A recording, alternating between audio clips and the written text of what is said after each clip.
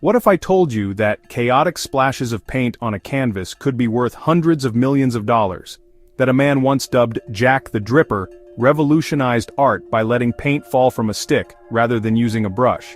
What makes Jackson Pollock's drip paintings so significant, so powerful, that they redefine the boundaries of what art could be? Welcome to Old Topic. Today we explore the swirling mystery of Jackson Pollock's drip paintings and what they truly mean. Jackson Pollock didn't start as a rule breaker. Born in Cody, Wyoming in 1912, he was the youngest of 5 brothers. His childhood was marked by constant movement, a restless journey across the American West that perhaps foreshadowed the energy and dynamism he would later pour onto canvas. As a young man, Pollock studied under the influence of traditional art, even embracing the styles of Mexican muralists like Diego Rivera. But something within him always rebelled. He drank heavily, struggled with depression, and sought a new path, something beyond the limits of brush and easel. That path took shape in a small barn on Long Island. There, in the early 1940s, Pollock began laying his canvases flat on the ground instead of propping them upright. He didn't stand before his paintings, he stood within them. Walking around the canvas, he dripped, poured, flung, and splattered paint with sticks, knives, and hardened brushes. The process was violent, physical, almost like a ritual. It wasn't just painting, it was performance. This radical approach became known as drip painting. But what made it art? To many viewers at the time, Pollock's work looked like a mess, an explosion of lines and color with no form or meaning. Critics called it chaos. A child could do this, they said, and yet, the more they looked, the more they couldn't look away. Pollock's breakthrough came in 1949 when Life magazine published a now iconic photo of him at work, asking the question, "Is he the greatest living painter in the United States?" The public didn't have an answer, but the art world couldn't ignore him any longer. Behind the seeming randomness of Pollock's paintings lay something deeper, a raw, emotional intensity, a map of the unconscious. Pollock himself was influenced by Carl Jung's ideas of the collective unconscious and Native American sand painting traditions. He didn't plan the works, he let his instincts guide him. In fact, when asked about his technique, Pollock famously said, "I want to express my feelings rather than illustrate them." For him, the act of painting was an act of liberation. There was no subject, no object, just motion, emotion, and paint.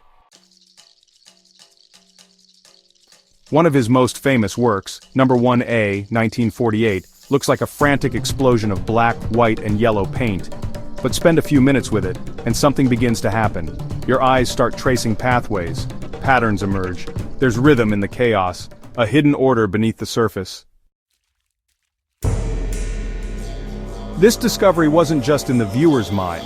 Decades later, scientists analyzed Pollock's paintings and discovered that they contained fractal patterns, these complex repeating structures found in nature, like tree branches, coastlines, and even snowflakes.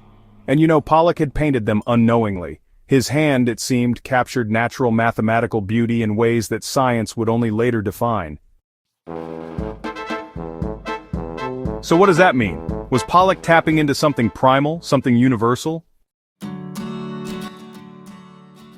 Many believe so. You know, art critics began to see Pollock as the first truly American artist. Someone who broke free from those old European traditions and created something raw, something new and, well, uniquely modern. His drip paintings really embodied the post-war mood, anxiety, freedom, rebellion, chaos, and that ongoing search for meaning in a world that felt pretty broken. The Cold War was raging. The atomic bomb had changed, honestly, just about everything. Traditional art started to seem outdated, maybe even irrelevant. Pollock's work, though, it mirrored the world's uncertainty, yet at the same time, it hinted at its potential. Interestingly, even the CIA reportedly took an interest in Pollock's art. In a covert campaign known as the Cultural Cold War, the CIA allegedly promoted abstract expressionism, including Pollock's works, as a symbol of Western freedom, contrasting it with the rigid, state-controlled art of the Soviet Union. Whether Pollock knew this or not, his art became part of a larger ideological battlefield. But for Pollock, the battle was always internal. Fame didn't bring peace. He struggled with alcoholism and growing pressure. In 1956, at just 44 years old, Jackson Pollock died in a car crash, speeding under the influence. His life ended violently, much like the energy that fueled his work. And yet even after death, his legacy only grew. Today, Pollock's paintings hang in the world's most prestigious museums. No, 1948 sold privately for over $140 million. And still, the question echoes, why do people care so much about splattered paint? The answer lies not just in what you see, but in what you feel. Pollock's paintings challenge us. They force us to abandon logic and embrace instinct. They ask us to feel, to wander, to find beauty not in perfection, but in pure, unfiltered expression. They remind us that art isn't always about representing something. It can be something, a process, a scream, a dance, a moment. So the next time you see one of Jackson Pollock's drip paintings, don't ask what it's supposed to be.